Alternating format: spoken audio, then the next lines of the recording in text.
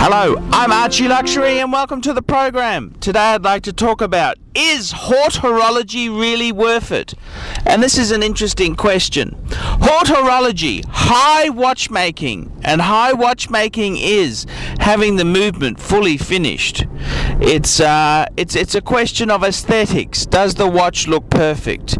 It's the question of having some really interesting complications. This is all high horology. And the question is a high horology piece necessarily more accurate than a non-high horology piece? Like a generic Swiss brand, say we looked at Rolex or Omega. Is a high horology piece necessarily more accurate? And the answer to that is not necessarily so. It certainly does help that the movement is so highly finished, and it certainly does help if that amount of care is taken in making the piece, but it doesn't necessarily mean the piece will be more accurate in keeping time.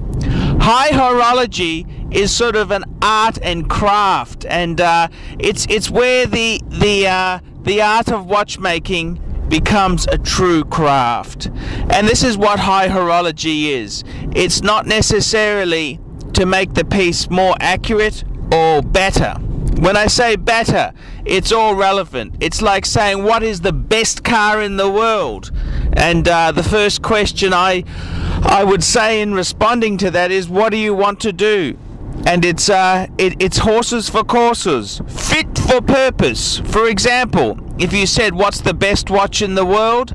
I'd say, well, what do you want to do? If you say, well, I want to entertain presidents, dictators, and world leaders, well, obviously, a Patek Calatrava is a great way to go.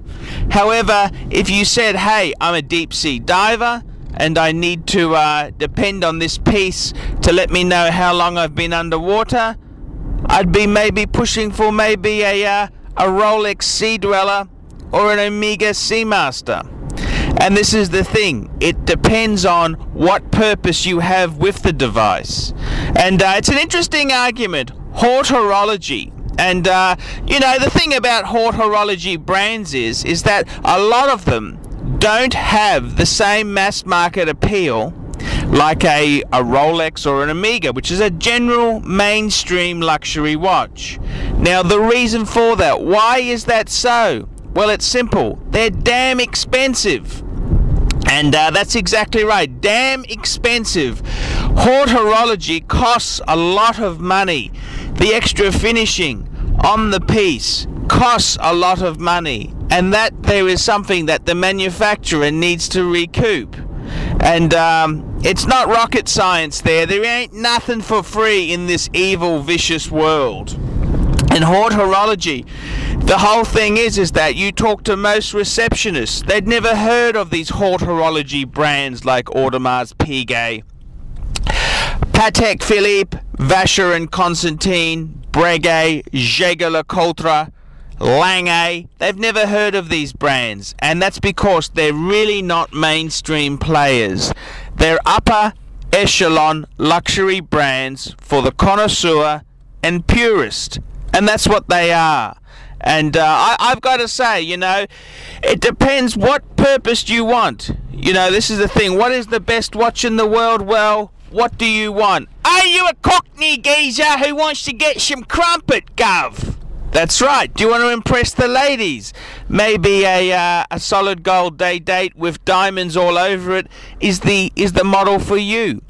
But if you are a true collector and you want something which is you know, for yourself, a beautiful piece of art, you want something which is not necessarily to impress people who are just, you know, cretins, but you want something which is magnificent. It's a piece of art on your wrist. Haute Horology may be for you. I'm Archie Luxury, and this is my episode on Haute Horology and what it means to me, and tell me what you think.